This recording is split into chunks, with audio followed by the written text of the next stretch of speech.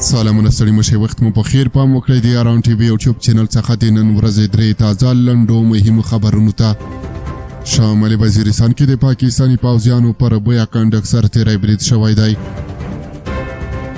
تر سرتیري برید وروسته وسله واله دغه کنډک ته داخل شوي دي او جګړه لا هم روانه ده. تر اوسه پورې د بریدګرو د شمېر هویت او پاکستاني پوځیانو ته د اوښتې مرګ ژوبلې په اړه نور جزئیات نه دي ورکړل شوي. دغه برید ځای پاکستاني امنیتي سرچینو هم تایید کړی دی. او په یو بل خبر کې اورئ چې اسلامي امارت وایي چې کوښښ کوي تر څو داسې په مجهزو تجهیزاتو سمبال ملي اردو جوړه کړي چې په هر ډول حالاتو کې له خپلې خاورې او حریم څخه دفاع وکړي.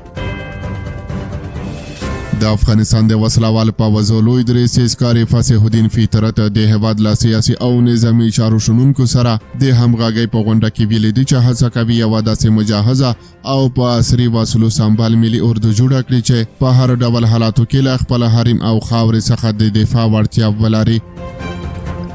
ښاغلي فطرت ویلي دي چې اسلامي اردو اوس پر خپلو پښو ولاړه ده او په تېرو څلورو کلونو کې یې له هېواده د دفاع په لارو کې یې هېڅ ډول دریغ نه دی کړی.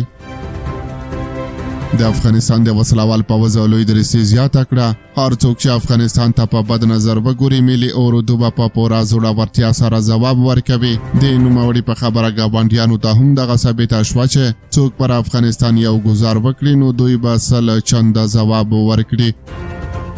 ورته مهال د افغانستان سیاسي او نظامي چارو شنونکو پخوانیو جنرالانو او د رسنیو استازو له ملي اردو څخه خپل بشپړ ملاتړ اعلان کړی دی.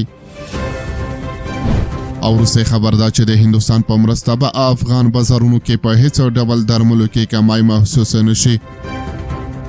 د افغانستان د عامه روغتیا وزیر مولوي نور جلال جلالي هندوستان ته په خپل سفر کې د یاد هیواد د درملیزو فابریکو صادروونکو شرکتونو او دودیزو درملو اتحادیو له مسؤلینو سره کتلي دي. د یاد وزارت وایم ډاکټر شرافت زمان وایي چې په دغه کتنه کې افغانستان ته د معیاري درملو پر صادراتو د قیمت او کیفیت برخې ته ځانګړې پاملرنه په افغانستان کې پر پنګبنې او ځینو نورو موضوعاتو خبرې شوي دي. ښاغلي جلالي ویلي دي چې افغانستان اوس مهال د درملو په برخه کې کافي منابعو ته لاسرسی لري خو بازار ته په کم کیفیت د با کیفیته درملو وړاندې کول یې لومړیتوب دی.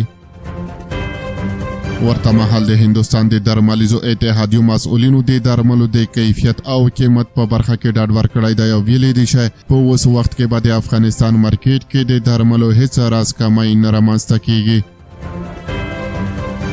هندي لوري ویلي دي چې اوس مهال هم په کم قیمت با کیفیته درمل افغانستان ته صادروي او په دې برخه کې به له افغانانو سره هر ډول همکارۍ ته چمتو وي.